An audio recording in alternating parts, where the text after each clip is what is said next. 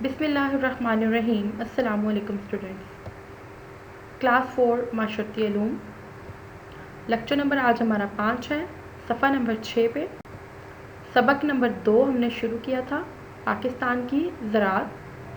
जैसा कि हमने अपने पिछले चैप्टर में कुछ चीज़ों को डिस्कस किया था कि मौसम के हिसाब से कितनी तरह की फसलें काश्त की जाती हैं और उनके नाम हमने देखे थे। इसके अलावा हमने 2 और चीज़ों को देखा था कि कौन कौन सी फसलें जो हैं वो ग़िज़ाई फसलें हैं और कौन कौन सी फसलें जो हैं वो नक़दावर फसलें हैं।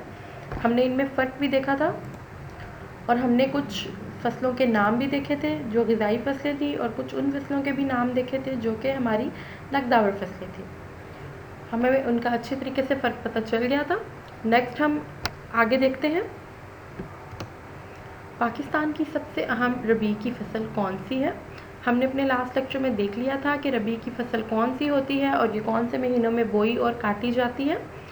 पाकिस्तान की सबसे अहम रबी की फ़सल गंदम है। गंदम पाकिस्तान के इन इलाकों में काश्त की जाती है जहाँ का मौसम मुतदिल और बारिशें कम होती हैं। उकाड़ा, साहिवाल, मुल्तान, फैसलाबाद, झंग और गुजरात गंदम की काश्त के हवाले से बेहतरीन इलाके हैं। तो सबसे पहले हमने ये देखा कि सबसे अहम फसल कौन सी है रबी की, वो गंदम है। और फिर हमने ये देखा कि कौन से इलाके ऐसे हैं जहाँ पर वो अच्छे तरीके से काश्त की जा सकती हैं, जहाँ का मौसम जो है वो नॉर्मल हो। मुतदिल का मतलब होता है यानी कि नॉर्मल या दरमियाना मौसम, यानी कि ना बहुत ज़्यादा बारिशें और ठंडक हो और ना ही बहुत ज़्यादा वहाँ पे गर्मी हो। मुतदिल मौसम हो और बारिशें वहाँ पे कम होती हों। ऐसे इलाकों में गंदम जो है वो बहुत अच्छे तरीके से काश्त की जा सकती है। चावल की काश्त के लिए क्या चीज़ें ज़रूरी हैं। चावल की फसल इंतहाई ज़रख़ेज़ ज़मीन पर काश्त की जाती है। इसके लिए बहुत ज़्यादा मिक़दार में पानी की ज़रूरत होती है। चावल की काश्त गुजरात, सियालकोट और फैसलाबाद में की जाती है। चावल खरीफ की फसलों में से एक अहम फसल है। पाकिस्तान में मकई किन इलाकों में काश्त की जाती है। मकई खरीफ की फसल है। मकई गर्म इलाकों में काश्त की जाती है। इसको भी बहुत ज़्यादा पानी की ज़रूरत होती है। मकई झेलम, गुजरात, रावलपिंडी, पेशावर, मर्दान और बनू में काश्त की जाती है।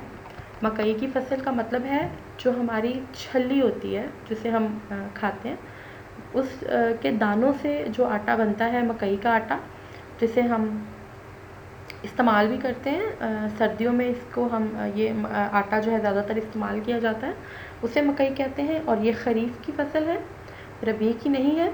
और इसको गर्म इलाकों में काश्त किया जाता है। इसको पानी की ज़रूरत बहुत ज़्यादा होती है। इनकी फसलें चावल और मकई की जो फसल है ज़्यादातर इतना इसको ज़्यादा पानी चाहिए होता है कि इनके खेत के अंदर हर वक्त पानी मौजूद होना ज़रूरी है, तो इन्हें बहुत ज़्यादा पानी की ज़रूरत होती है। इसके अलावा हमने कुछ इलाकों के बारे में देखा है कि ये कौन कौन से इलाकों में काश्त की जाती हैं। नेक्स्ट क्वेश्चन देखते हैं, पाकिस्तान की सबसे अहम तिजारती फसल कौन सी है। कपास पाकिस्तान की सबसे अहम तिजारती फसल है। ये खरीफ की फसल है। इसकी पैदावार गर्म मौसम में होती है। कपास दूसरे ममालिक में बरामद की जाती है। बरामद का मतलब होता है कि भेजना। मुल्क एक दूसरे से कुछ चीज़ें मंगवाते हैं, जैसे कुछ इलाके, जैसे कुछ ममालिक ऐसे हैं वहाँ पर गर्मी बहुत कम होती है, वहाँ पे हर वक्त ठंडक मौजूद रहती है, तो ऐसे इलाकों में वो फसलें काश्त नहीं हो सकती जो गर्म इलाकों की फसलें होती हैं। तो इस तरह से मुल्क जो है वो एक दूसरे से इस तरह की फसलें लेते रहते हैं। जो फसलें हमारे पास मौजूद नहीं है वो हम बाहर से किसी और मुल्क से मंगवा लेते हैं। इसी तरह उसके बदले में हम यहाँ से अपनी कोई ऐसी फसल उनको देते हैं जो उनके पास मौजूद नहीं होती। अगर बाज़ दफ़ा ये चीज़ों के बदले में भी किया जाता है, लेकिन बाज़ दफ़ा पैसों के बदले में भी किया जाता है कि हमें उनसे अगर कोई चीज़ ज़रूरत नहीं भी है, तब भी अगर उन्हें हमसे कोई फ़सल ज़रूरत है तो हम उनसे पैसे लेकर उसके बदले में वो फ़सल उन्हें भिजवा देते हैं। इसको हम किसी भी चीज़ को बरामद करना कहते हैं, यानी कि बाहर भेजना, बाहर के ममालिक में किसी चीज़ को बेचना। नेक्स्ट देखते हैं, गन्ना कौन सी फसल है? गन्ना खरीफ की फसल है। इसे मुकम्मल तैयार होने में 1 साल लगता है। पाकिस्तान में गन्ना ज़्यादातर पंजाब में काश्त होता है। तेल के बीजों के बारे में आप क्या जानते हैं? तेल के बीज रबी की नकद आवर फसलें हैं। सोयाबीन, सूरजमुखी, मूंगफली और तिलों के बीज ख़ास तौर पर काबिले ज़िक्र हैं। मुख्तलिफ़ अक़साम के, जैसे मैंने आपको बताया था कि सूरजमुखी के बीजों में से भी तेल निकाला जाता है, इसी तरह मुख्तलिफ़ बीज ऐसे हैं जिनमें से आप जो है वो तेल निकाला जाता है। जैसे हम सरसों का तेल इस्तेमाल करते हैं, इसी तरीके से मुख्तलिफ़ ऐसे और भी बीज मौजूद हैं। जैसे बादाम है, उनमें से भी निकाला जाता है, मूंगफली में से भी निकाला जाता है, और इसके अलावा और भी बहुत सारे ऐसे बीज हैं जिनमें से निकाला हुआ तेल जो है हम अपनी रोज़मर्रा ज़िंदगी में इस्तेमाल करते हैं। तो ये उनके बारे में है।